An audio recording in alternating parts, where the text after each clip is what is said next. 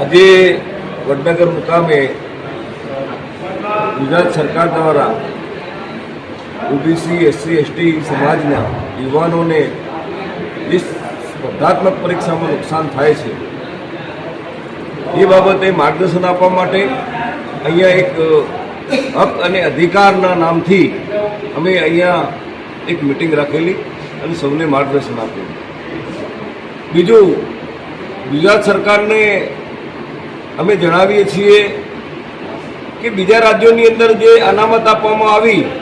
વસ્તીના ધોરણે, એમ ગુજરાતમાં પણ વસ્તી ગણતરી કરે